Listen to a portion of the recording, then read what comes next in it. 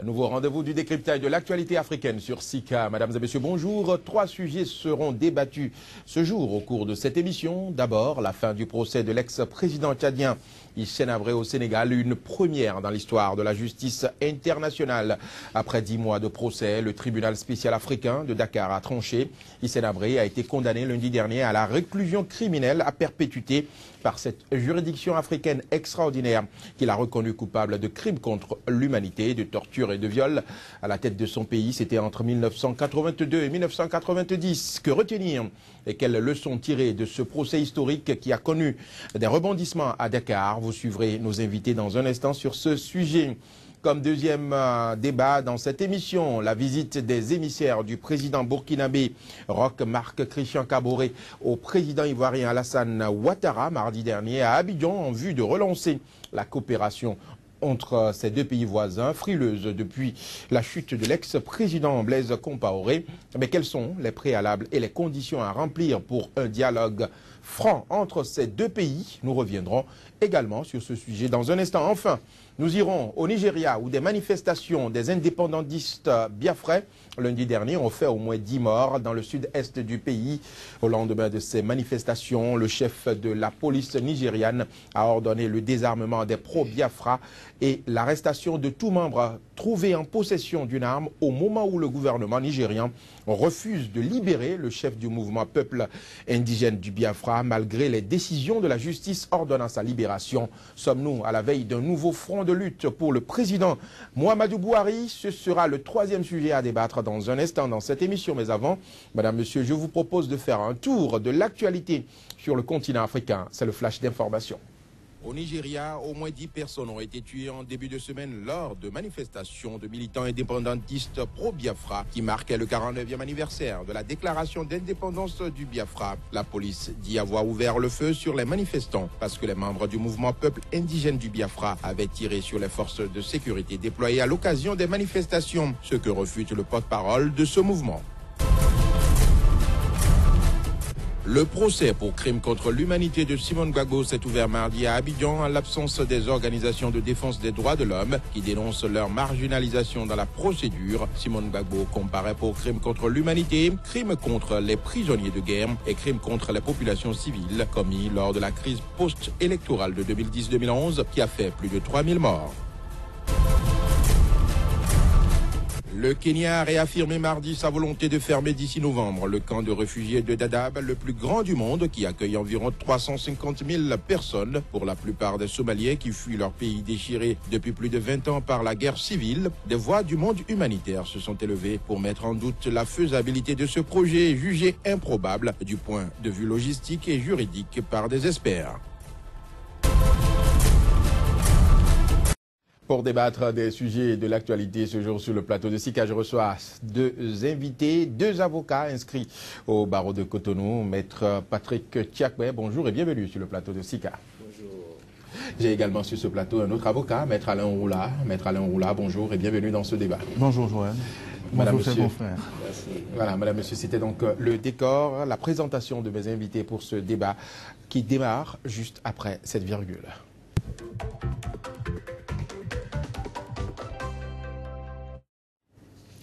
Le monde entier a assisté lundi dernier à la fin du procès de l'ex-président tchadien Hissène Habré.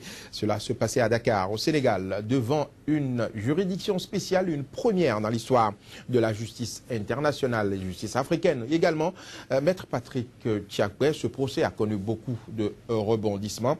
Selon vous, quelles sont les principales leçons que l'on peut retenir de ce procès? Je crois que... Et je n'avais pas voulu aller me fatiguer au Sénégal avec ce procès. Je crois qu'on en avait donc déjà... Vous fatiguez, c'est-à-dire... Oui, parce que c'est un procès d'abord de honte. Parce que, comme je vais... Pourquoi vous l'estimez de honte? Vous savez, du point de vue donc, de la forme, d'abord de ce procès, c'est-à-dire, il conviendrait avec moi. Et je ne connais pas sa position, mais il conviendrait... Il prendra la parole tout à l'heure. C'est sûr. Mais donnez-nous il conviendrait avec moi que lorsque... il y a des valeurs qu'on partage ensemble. C'est-à-dire que je ne suis pas tout à fait en désaccord du fait qu'aujourd'hui, il faut absolument lutter contre l'impunité. Il faut que désormais, c'est-à-dire que les Africains soient jugés par des juridictions africaines. Je suis tout à fait d'accord sur ces deux principes. Mais quand vous voyez un peu la façon avec laquelle ce procès a été donc organisé, je dis que c'est une honte pour l'Afrique et ça ne participe à rien de ce qu'on aurait pu attendre d'un tel procès pour donner donc l'exemple de la lutte contre l'impunité. Cette juridiction avait compétence à la mener de force. Oui, non, c'est-à-dire que, vous savez, je vais vous dire quelque chose. C'est en Afrique qu'on nous enseigne, d'accord, qu'il faut prendre le pouvoir par la rue, qu'il faut chasser les dirigeants non par la rue, alors qu'on doit pouvoir donc nous dire que les élections occupent une place assez importante donc, dans la vie d'un peuple. D'accord? De sorte que l'institutionnalisation des élections doit pouvoir être quelque chose de sacro-saint pour permettre aux États africains de se développer. Je vais revenir donc en disant quoi par rapport donc au procès. Et il est d'accord avec moi. Lorsque vous allez dans un procès et que vous demandez à quelqu'un de comparaître et que la personne ne veut donc pas comparaître, et je crois qu'on n'a pas besoin d'aller chercher comme ils le font, tirer donc la personne pour pouvoir donc la mener. Mais cette juridiction a eu l'autorisation. Non, c'est-à-dire que c'est pas possible déjà qu'on donne une telle autorisation à une juridiction. C'est-à-dire que vous prenez une décision à l'encontre de la personne qui a décidé donc de ne pas être là, soit par défaut, ou soit réputé contradictoire. Vous rentrez dans les formes donc de notification et vous exécutez la décision contre l'intéressé. Mais quand on va chercher vous savez que demain il dira qu'il n'était pas présent. Non, ça ne veut rien dire. Mais ils auront donc à prouver qu'effectivement il a été cité, qu'il n'a pas voulu donc se présenter. Et on sera toujours là à faire le recommencement. Non, pas du tout, pas du tout. Non, pas du tout, pas du tout. Parce que si vous lui notifiez qu'il ne désespère pas les voies de recours dans le délai requis, après donc de ce moment, la décision va devenir définitive. Vous pouvez même le condamner donc à mort. Mais allez le chercher comme ils l'ont fait, etc. Moi, je dis que c'est un procès non de honte. Vous le cherchez même nos avocats. Il serait d'accord avec moi, Maître Ouroula, également. Vous ne pouvez pas constituer d'office des avocats pour quelqu'un, alors que la personne a les moyens donc d'en disposer. Vous étiez invité à Dakar pour aller défendre Hissène Habré ou bien... Non, j'avais été invité, mais moi j'ai pas voulu aller. Comme dans sa défense. Mais bien sûr, mais vous savez que... Donc votre position sur le plateau est justifiée. Non, pas forcément, parce que si vous irez dans un système judiciaire où les gens arrivés donc là-bas, vous n'êtes pas sûr de vous faire entendre, où il n'y a pas donc le respect qu'il faut pour l'avocat qui vient quand même crédibiliser un peu donc un type donc de procès. Je dis qu'il y a donc de problèmes autour donc de ça. Moi, je dis aujourd'hui que quand on arrive même au niveau donc de cette constitution et d'office qu'on a essayé donc de lui accorder, je ne peux pas avoir les moyens donc de prendre un avocat.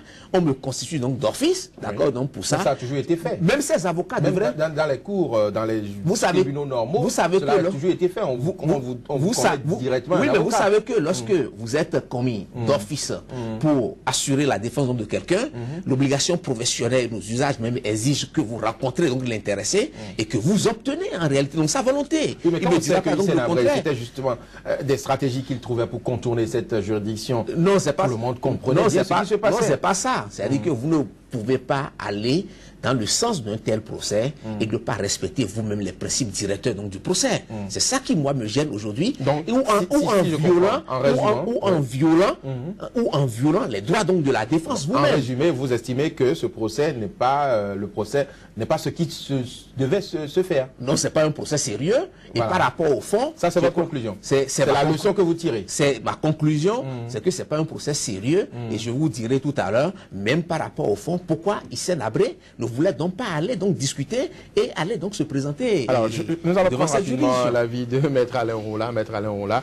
Maître Patrick Tiakwé dit que ce procès n'est pas un procès sérieux. Vous confirmez? Pour nous, les avocats, aucun procès dans lequel nous perdons n'est jamais un procès sérieux.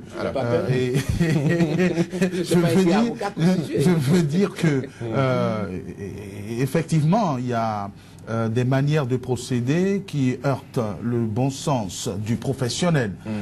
Mais moi, je pense qu'il faut aller au fond. Ce qui est honteux et scandaleux, c'est la dictature pesante de Hissène Habré.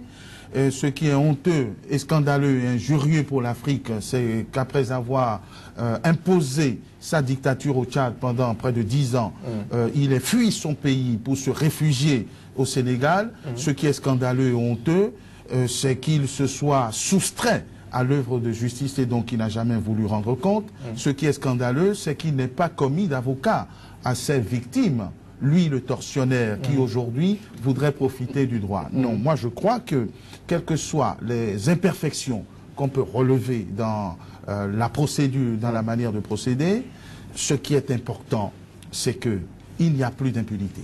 Oui, mais là, vous appréciez le fond du dossier. Pas encore. Mais Tchaka, lui, il apprécie la forme. Ce n'est pas encore le fond du dossier. C'est d'abord le refus de l'impunité.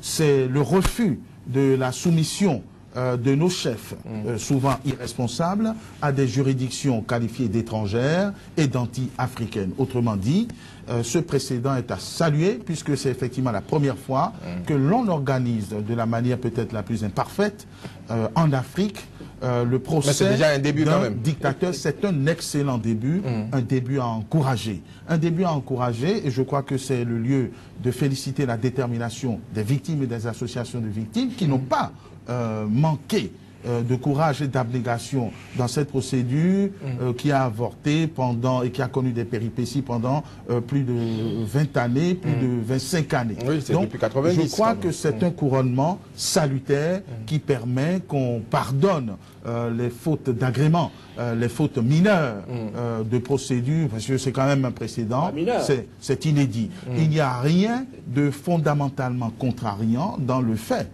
que Hissène Habré, qui fuit, comme toujours ses responsabilités, refuse de comparaître. Donc, si je comprends bien, pour vous, c'est une expérience à répéter. C'est une expérience qui à mettre à l'actif de la justice africaine. Appelle à l'amélioration, mais c'est une expérience à répéter, à renouveler. Et c'est une expérience qui donc il fallait forcer Hissène Habré à venir à ce procès, parce que c'est ce que dénonce justement Maître Tchiakpé. Pourquoi est-ce qu'on le force? On peut bien le juger en son absence, ça peut se faire. Est-ce que c'est important par rapport à la réponse à apporter aux milliers de gens qui sont morts dans ces services? On aurait pu justement apporter la réponse sans sa présence. On peut se passer de sa présence. Pas du tout. Parce que quelque part, on cherche là à l'humilier. C'est vrai, il n'a pas... Regardez, il a humilié également les victimes. Il a humilié les victimes tchadiennes, certes, mais là, on ne répond pas à l'injustice par l'injustice. Il n'y a pas d'injustice lorsque quelqu'un refuse de prendre ses responsabilités. Lorsque Hissène Habré fuit le Tchad et qu'on le rattrape, est-ce que c'est de l'injustice? Lorsqu'on organise un procès, et ce procès pour moi est un procès très équitable, c'est un procès dans lequel on n'a pas permis à un bourreau de faire son cinéma. De fuir ses responsabilités. Et de fuir ses responsabilités. Donc vous estimez que c'était bien de l'avoir forcé à venir? Écoutez, moi, c'est les juges qui prennent les responsabilités. Qu'on le force ou qu'on le force pas... De toutes les manières, cette juridiction avait l'autorisation. C'était écrit noir sur blanc. Je ne sais pas pourquoi vous voulez occulter... Non, je ne suis pas contre vous, je ne veux pas contre vous, mais moi j'interroge. Vous voulez occulter les milliers de morts et de torturés par rapport aux caprices d'un dictateur qui, soi-disant, veut abuser d'un système dans lequel on garantit ses droits, les droits de la défense, parce que les avocats n'ont pas déposé la robe. Lui qui n'a jamais permis...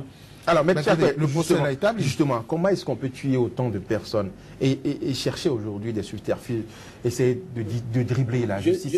Pourquoi il ne veut pas répondre de ces actes? Je vous disais tout à l'heure que c'est d'abord un procès donc, de honte, du point de vue donc, de la forme. Oui, et ça, par rapport au fond, beaucoup ne s'interrogent pas aujourd'hui de comment Habré est devenu dictateur. Comment est-ce qu'il est devenu dictateur? Et écoutez, je vais essayer rapidement de vous présenter donc le tableau. Et en 60, quand le Tchad était devenu indépendant, Toumbabaye, qui était le premier président, François Toumbabaye, juste avait déjà instauré un régime dictatorial, d'accord? Et c'est à partir de ce régime dictatorial instauré qu'on s'est vu constituer le Front pour la libération nationale du Tchad en 1966. Et Hissène Habré et Gougouni appartenaient donc à ce front.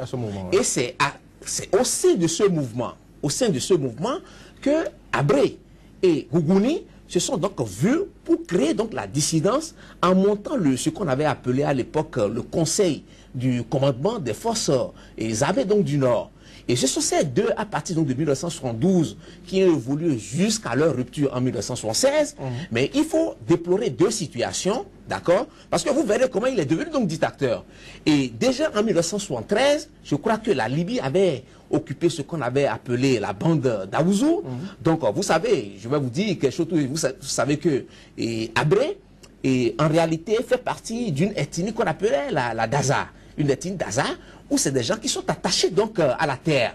Donc, en 1973, quand la Libye avait occupé en réalité la bande d'Aouzou, et en 1974, il y a eu un autre événement au Tchad, c'est-à-dire que l'enlèvement d'une ethnologue française qu'on appelait à l'époque Françoise Clostre. Et cette dame, vous savez que quand on parle d'enlèvement, ça témoigne plus ou moins des méthodes de notre guide de l'époque, Mouammar Kadhafi. Donc, à partir donc de ces deux événements, c'est que les gens ont pensé que Gougouni était plus donc du côté de Kadhafi. Donc, les forces, les puissances étrangères donc de l'époque. Il fallait porter Hissène Habré au pouvoir. Il fallait donc porter donc Hissène Habré au pouvoir. Venu, mais on ne lui a pas donné mandat pour tuer le Tchadien. Non, attendez. Donc après, ce sont eux qui ont fait de Hissène Habré le dictateur, ce qu'il est devenu non plus tard. Non, personne ne l'a fait dictateur. Non, écoutez, personne ne lui a dit il faut tuer, il faut mutiler les Tchadiens. Vous savez, l'exercice donc du pouvoir est très très difficile. Non, d'autres personnes l'ont exercé avant lui. Bon, donc, pourquoi est-ce que cela ne se fait pas dans d'autres pays?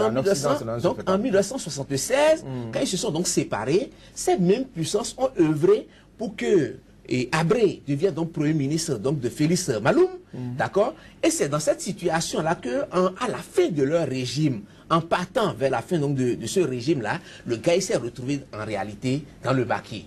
Mais dans le maquis où il a découvert l'actuel président Déby et autres, et dans le maquis, pendant tout ce temps, il avait beaucoup d'argent. Il avait donc les armes. Personne ne s'interrogeait sur comment il les obtenait. C'était donc la France, c'était donc les États-Unis, c'était donc l'Israël, c'était donc le Zaïre de Mobutu. C'était légitime parce que c'était la pratique. Non, c'est pas ça. C'est qu'on a voulu faire donc de lui un dictateur. On a fait de lui un dictateur. Oui, pour pouvoir donc combattre Mouammar Kadhafi. Non, on avait fait donc de lui un dictateur pour pouvoir donc combattre Mouammar Kadhafi donc à l'époque. Oui, mais Kadhafi n'est pas tchadien. Donc partant donc de là, on lui a donné donc toutes les possibilités de prendre le pouvoir en 1982. Et de l'exercer avec violence. De prendre le pouvoir en 1982. Et dès que l'intéressé a pris maintenant donc le pouvoir en 1982, en installant ce qu'on appelait la DDS, c'est-à-dire que la direction de la documentation donc, de la police, comme les services donc, de renseignement ici, comme le petit palais ici qu'on a connu, etc. Pendant cette époque-là, comment ne voulez-vous pas que celui-là aujourd'hui, qui avait été influencé par les Mobutu, les Saddam Hussein, par rapport donc au Moyen-Orient, par rapport au président Reagan donc aux États-Unis, chacun paye pour ses actes. Pourquoi est-ce qu'il ne veut pas? Comment vous voulez aujourd'hui organiser un tel procès si ce n'est pas donc de l'insulte pour les peuples africains d'organiser ce procès alors que tout ce petit monde aujourd'hui donc n'existe donc plus? Mais il n'a qu'à parler. Pourquoi il ne peut pas parler? Mais il va parler. Il n'a qu'à venir devant le tribunal et dire voilà ce qui s'est passé. Voilà les armes qu'on m'a données. Il va parler en présence donc de qui?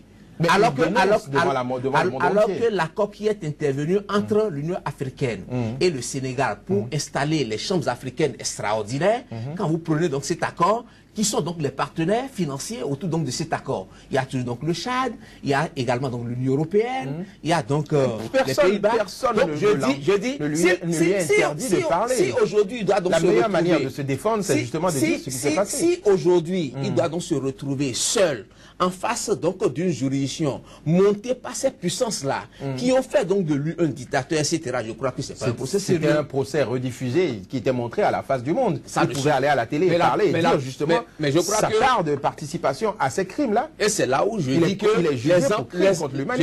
l'exemple qu'on nous donne aujourd'hui, c'est de ne pas respecter les principes universels. D'accord? Qui postule à un bon procès, on va ramasser, on force, on vient donc le faire asseoir.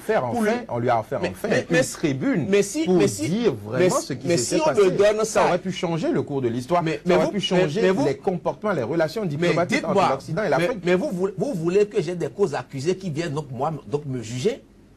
Des causes accusées? Donc c'est pour cela qu'il s'est refusé de parler. Mais vous voulez que j'ai des causes accusées? Voilà qu'il est condamné. Vous pensez qu'il va faire quoi? Il va faire appel ou bien il va continuer par rester dans son silence? Mais écoutez, à perpétuité, vous connaissez donc son âge?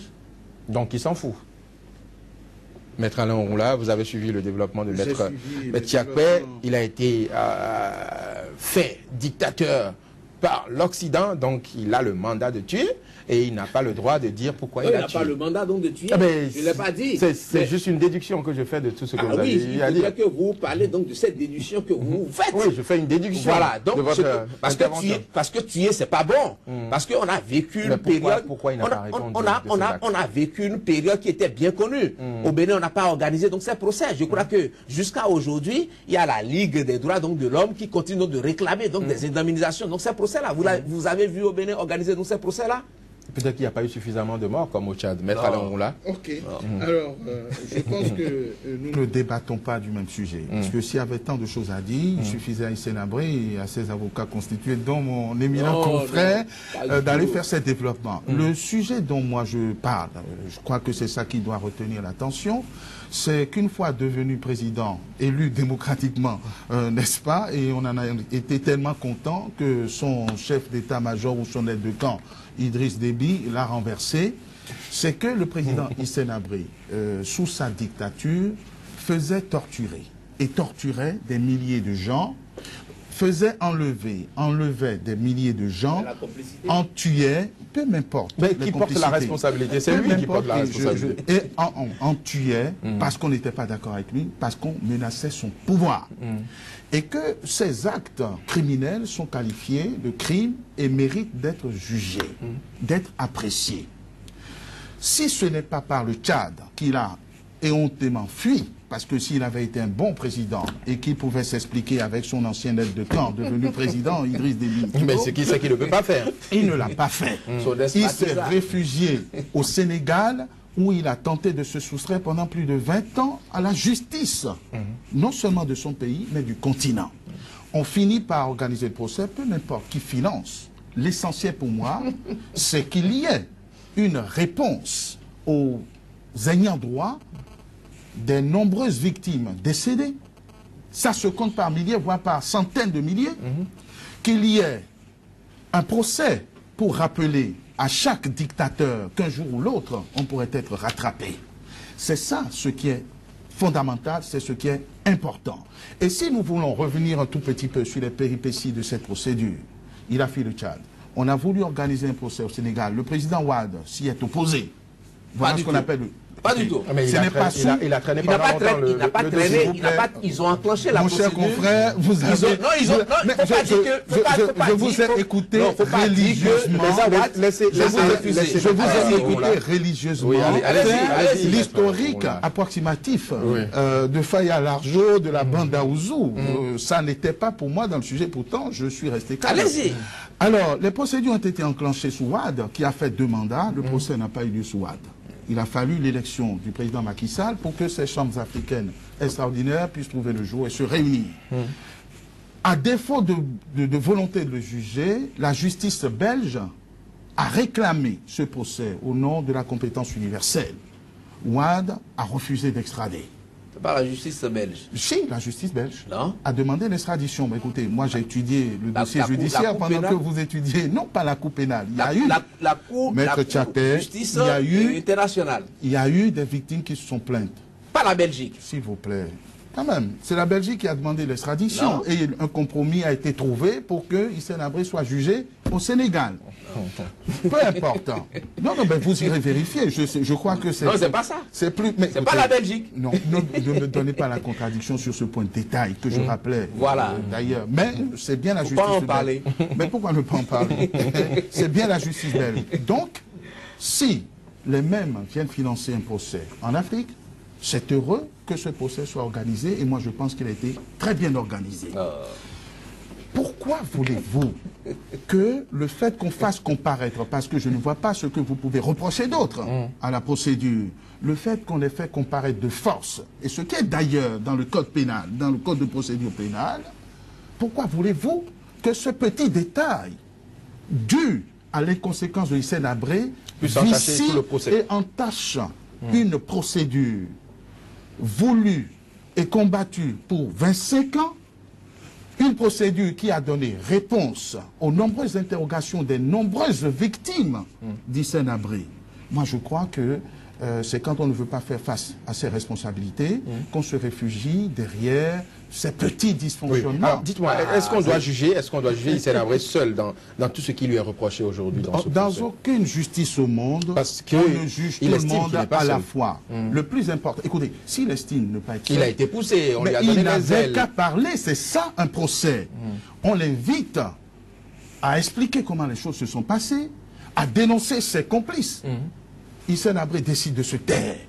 Hissène Habré dit qu'il ne reconnaît pas la légitimité de cette juridiction. Non, en fin de compte, vous estimez que c'était une mauvaise défense de sa part. Moi, je ne porte pas d'appréciation sur son système de défense. Il sait pourquoi il a adopté ce système de défense et c'est souvent celui des dictateurs. C'est le système de défense des dictateurs. Une bonne procédure se suffit à elle-même dès lors que la partie est mise en mesure de s'expliquer. Il n'a pas voulu donner des explications, les autres ont donné des explications, et de l'ensemble de ces explications, on a abouti à un verdict salué par le plus grand nombre.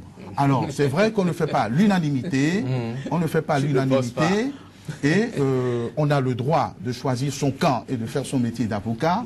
Moi, je suis là pour faire un débat objectif, un débat historique. Maître Patrick Tiakoye, alors moi, ce que je voudrais savoir, au regard du nombre aussi élevé de victimes dans cette crise, est-ce que vous ne pensez pas que Hissène Habré, par respect à la mémoire de tous ceux qui ont été tués, devait parler? Vous savez, c'est-à-dire que je vous ai dit d'entrée de jeu que je ne suis pas pour qu'on ne punisse pas. Et je vous l'ai donc déjà dit, la lutte... Si vous êtes justement pour je suis également d'accord que des Africains soient jugés aujourd'hui, donc pas des juridictions africaines. Mais encore faudrait-il qu'on y mette la manière. Et non qu'on respecte les droits donc de l'homme. Est-ce que lui, en son temps, il a respecté les droits de l'homme? Puisque je me retrouve dans une situation où je trouve qu'un avocat ne peut pas défendre la violation donc, des droits donc, de l'homme, encore moins des droits donc, de la défense, qui sont donc des droits sacrés.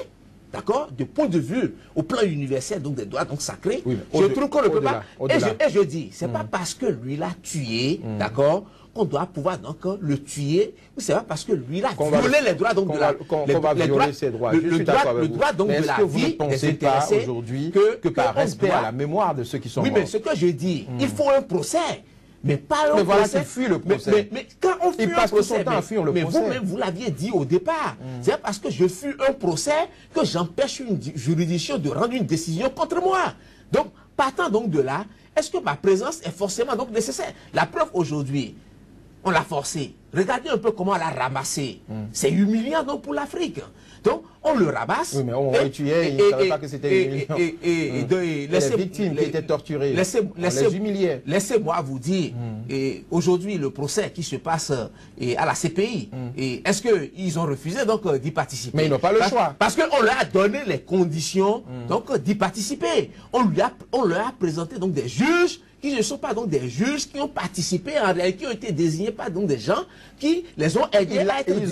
Hissène Habré avait la possibilité de choisir ses avocats. Donc je dis, il avait la possibilité. Mais pourquoi il ne choisit pas les avocats? Mais est-ce que je dois aller me faire juger par des gens qui sont en réalité donc des co-criminels à moi? C'est ça donc le véritable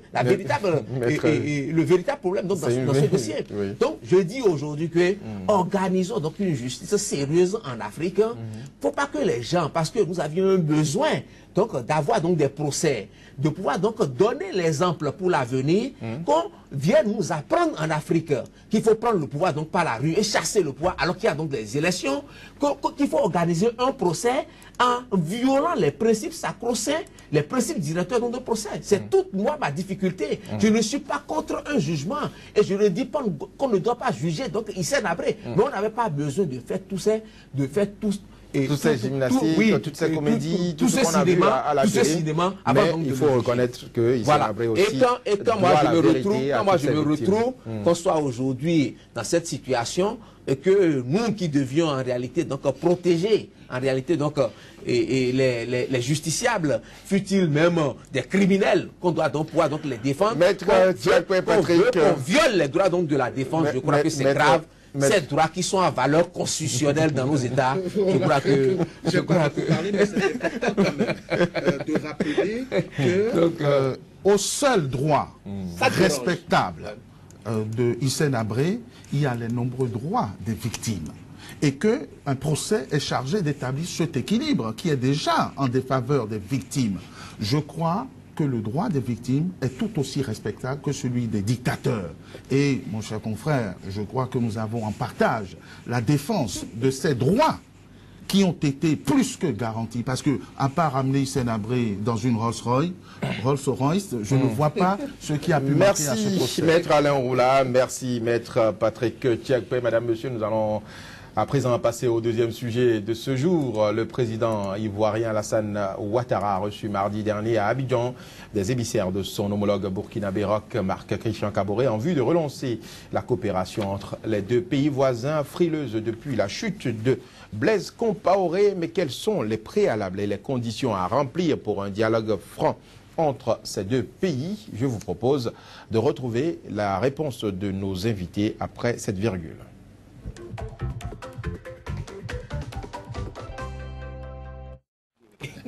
Maître Alain Roula, la Côte d'Ivoire et le Burkina Faso souhaitent relancer leur coopération. À votre avis, est-ce que la chose sera facile au regard des différents incidents que nous avions eu à connaître et qui ont eu à mettre à mal les relations entre ces deux alliés qui étaient très solidaires hier?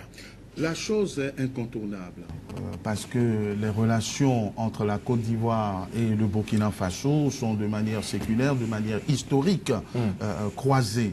L'un ne peut pas vivre sans l'autre.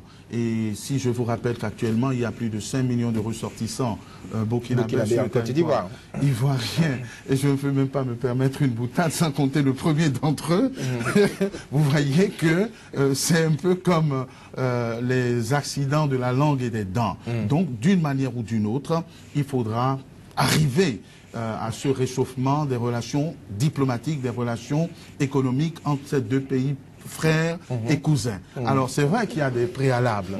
Les préalables, c'est qu'il y a Blaise Compaoré qui se trouve en Côte d'Ivoire, c'est un peu gênant pour les relations. La question Blaise Compaoré, le mandat d'arrêt international. Il y a l'implication du président de l'Assemblée de Côte d'Ivoire dans cette tentative de coup d'État. Je crois que le rétablissement de ces relations tient compte un peu de ce formalisme, puisque étant chef de délégation, le président de l'Assemblée, le Burkina Faso n'a pas rencontré son homologue et n'a même pas été introduit par son homologue qui aurait dû être là. Donc ça veut dire que l'on sait que ces choses existent et je crois que tout sera mis en œuvre pour qu'un dénouement heureux soit trouvé afin que ces relations inéluctables entre ces deux pays frères ou cousins se poursuivent pour le bonheur. Mais est-ce qu'il n'y a pas des risques de reléguer au second plan les aspirations du peuple burkinabé par rapport notamment à l'identification des assassins de Thomas Sankara? Est-ce qu'on ne risque pas de reléguer toutes ces demandes-là au second plan? C'est un risque, évidemment. C'est un risque évident. Mais ce qui est plus important, c'est que les relations se normalisent. Parce que chacun des deux pays y gagne. Et le Burkina Faso en particulier. Je crois qu'on peut compter sur la fermeté du président Kaboré, qui appelle son homologue ivoirien tonton. Je crois qu'il a le peuple et la société civile derrière pour que ces chantiers qui ont été ouverts, à savoir ce qui s'est passé en 1987, l'assassinat de Thomas Sankara, ne passe pas, ne soit pas relégué. Mais est-ce que ce sera facile? Ça va être compliqué. Rien n'est jamais facile. Compaoré a été, on lui a donné la nationalité ivoirienne, il est conseiller spécial du président Ouattara. Rien n'est jamais facile et avec la détermination du peuple, je crois quand même qu'on peut allier l'économique, la diplomatie, avec la justice qui doit forcément passer par là. Maître Patrick Tiakpe, les relations entre la Côte d'Ivoire et le Burkina Faso, vous voyez donc une reprise aussi facile? Les questions qui fâchent, comment cela peut se passer? Vous savez, je suis entièrement d'accord avec mon confrère Roula, et puis je crois que de par ma position, et je crois par rapport à ces deux États, surtout la Côte d'Ivoire, et par rapport à certains dossiers, j'ai du mal pour parfois rentrer dans des détails. Mais ce que je dis, comme il le dit, M. Roula, et avant on parlait donc de la basse Volta et puis de la haute Volta. Donc je crois qu'ils ont intérêt, et ces deux pays ont intérêt à ce que tout se normalise. Aujourd'hui, ce qui est sûr, Ce qui est sûr, et ceux qui ont trahi peut-être Blaise Compaoré au pouvoir et commencent déjà pas à voir et pas sentir ce que c'est que peut-être l'exercice donc du pouvoir, parce que le pouvoir c'est pas facile donc de l'exercer. Et aujourd'hui, ceux qui l'ont trahi ou ceux qui l'ont fait partir? Oui, mais parce qu'il a quand même fait 27 ans au pouvoir. Parce que je préfère utiliser le mot trahison. Je crois qu'ils sont en train de voir comment aujourd'hui on gère donc un pouvoir, ce qui n'est pas aussi donc facile. Et je crois honnêtement qu'un jour, on ira également donc encore chercher pour ramasser quelqu'un pour aller juger peut-être en Côte d'Ivoire, aller le chercher, ramasser comme Hissène Habré et puis aller juger. Je crois que c'est de ça que les États africains ont besoin. Bon, attendons donc de voir. Et vous pensez que la réconciliation entre ces deux pays passerait par le procès pour Blaise Compaoré, parce que là, il y a le mandat d'arrêt qui est toujours là. Quand vous prenez l'histoire du Bénin et de l'Afrique de façon générale, vous n'aviez que tout le temps les mêmes personnes au pouvoir. Depuis les indépendances à nos jours, si un temps ils n'ont pas changé donc de veste, peut-être ils ont changé donc de cravate. Donc ce sont toujours donc les mêmes personnes. Je me demande si vraiment ça avance. Donc moi je crois aujourd'hui que quand vous voyez quelqu'un qui est chef d'État d'un État et qui retourne après et va devenir, enfin devient ivoirien et conseiller spécial, c'est qu'il a donc des protections. Donc moi je dis, je ne veux pas rentrer dans des détails parce que ce sont des dossiers sensibles. assez sensibles où je me retrouve dans certains de ces dossiers. Je ne veux pas donc faire donc des commentaires. Merci Maître Tiakwe, merci Maître Alain Roula. Madame, Monsieur, c'est tout pour cette première partie de cette émission. Avant de retrouver la suite du débat, voici un nouveau point de l'actualité, c'est le Flash. Au Nigeria, au moins 10 personnes ont été tuées en début de semaine lors de manifestations de militants indépendantistes pro-Biafra qui marquaient le 49e anniversaire de la déclaration d'indépendance du Biafra. La police dit avoir ouvert le feu sur les manifestants parce que les membres du mouvement Peuple indigène du Biafra avaient tiré sur les forces de sécurité déployées à l'occasion des manifestations, ce que refute le porte-parole de ce mouvement. Le procès pour crime contre l'humanité de Simone Gbagbo s'est ouvert mardi à Abidjan en l'absence des organisations de défense des droits de l'homme qui dénoncent leur marginalisation dans la procédure. Simone Gbagbo comparaît pour crime contre l'humanité, crime contre les prisonniers de guerre et crime contre les populations civiles commis lors de la crise post-électorale de 2010-2011 qui a fait plus de 3000 morts. Le Kenya a réaffirmé mardi sa volonté de fermer d'ici novembre le camp de réfugiés de Dadaab, le plus grand du monde, qui accueille environ 350 000 personnes, pour la plupart des Somaliens qui fuient leur pays déchiré depuis plus de 20 ans par la guerre civile. Des voix du monde humanitaire se sont élevées pour mettre en doute la faisabilité de ce projet jugé improbable du point de vue logistique et juridique par des experts. Le décryptage se poursuit sur Sika, au Nigeria. Des manifestations des indépendantistes biafrais lundi dernier ont fait au moins 10 morts, alors que les manifestants annoncent 35 morts dans le sud-est du pays. Au lendemain de ces manifestations, le chef de la police nigériane a ordonné le désarmement des pro-Biafra et l'arrestation de toute personne en possession d'une arme au moment où le gouvernement nigérian refuse de libérer le chef du mouvement Peuple indigène du Biafra, malgré les décisions de justice ordonnant sa libération. Sommes-nous à la veille d'un nouveau front de lutte pour le président nigérian Muhammadu Buhari? Je vous propose de retrouver nos invités sur ce sujet juste après la virgule.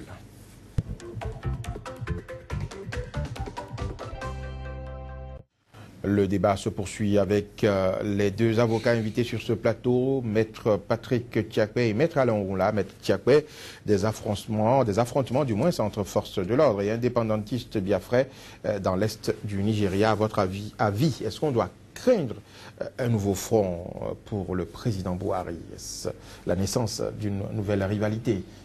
Non, je crois qu'un président qui vient d'arriver et qui a retrouvé une situation très très complexe, et je crois qui avance véritablement aujourd'hui dans la lutte contre le terrorisme, Boko Haram, il a presque réussi le défi. Et je crois que s'il doit encore donc se retrouver sur le front des indépendantistes, des indépendantistes et biafrais, donc je crois que ça va poser un peu de problème dans le développement du Nigeria.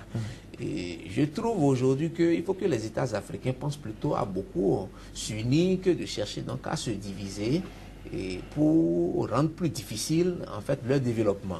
Parce que lorsque vous prenez cette affaire, c'est-à-dire que certains ont parlé même d'effroyable guerre civile. Oui, la guerre de Biafra qui a fait environ 1 million de morts il y a de cela 40 ans. Oui, de 67 à 71 pratiquement.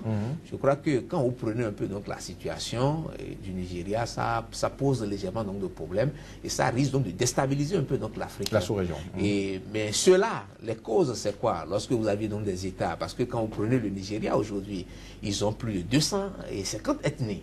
Au Nigeria, c'est vrai que les trois principales, vous aviez donc les Haoussa, et les Yoruba et puis les Ibo.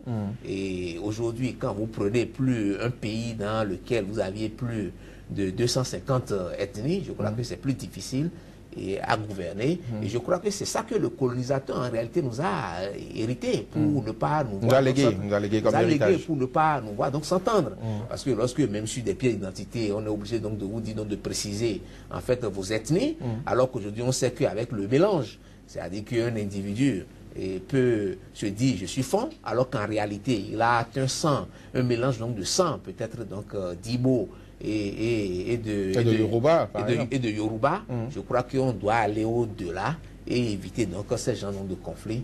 Et je crois que ça va être un peu plus difficile aujourd'hui si jamais ils ouvraient encore donc ce front, parce que je peux vous le dire, ça n'a pas été facile ces années et pour le Nigeria. Et si le Nigeria aujourd'hui est resté, la fédération nigériane est restée ce qu'elle est, aujourd'hui, c'est parce qu'à un moment donné, ils ont évité qu'ils puissent donc avoir cette succession.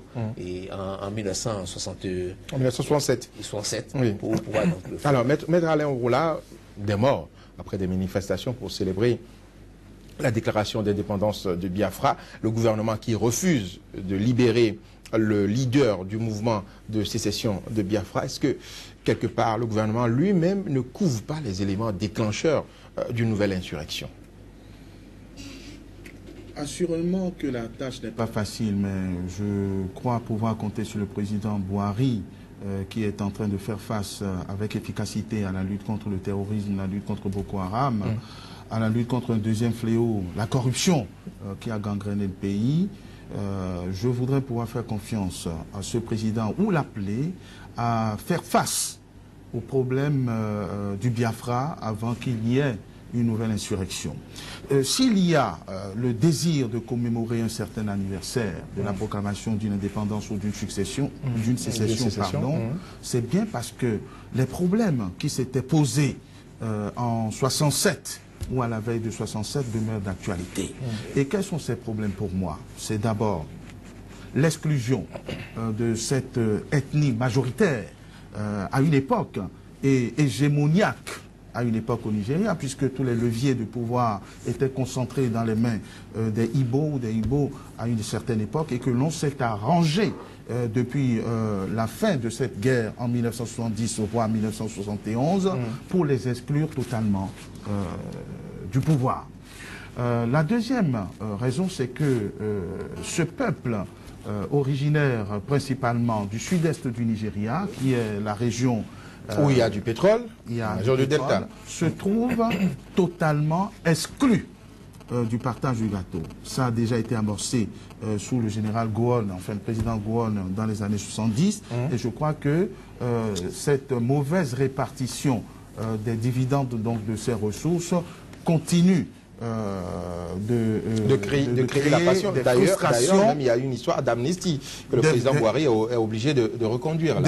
Non, non, l'amnistie c'est encore pour autre chose. Oui, mais c'est pour les rebelles du Delta. Donc, tout se passe dans cette même zone. Dans cette zone, puisque c'est l'une des zones les plus riches du pays de la fédération. Donc, je crois qu'il est temps, parce que beaucoup ne prennent pas au sérieux ces revendications. On le voit que le désir sécessionniste, on le voit que la volonté, certes, qui a pu avoir lieu dans les années 70 et qui continue de division de ce petit territoire, mais qui est quand même vaste pour nous autres en Afrique et qui pourrait faire mal. Les francophones ont voulu cette division, les Européens ont voulu cette partition, mais le fait est que il y a des frustrations légitimes qui font le lit de ces revendications et de cette volonté sécessionniste. Alors, si le problème n'est pas réglé, est-ce qu'il n'y a pas de risque que les sécessionnistes et les rebelles se mettent ensemble pour exiger ce qu'ils veulent?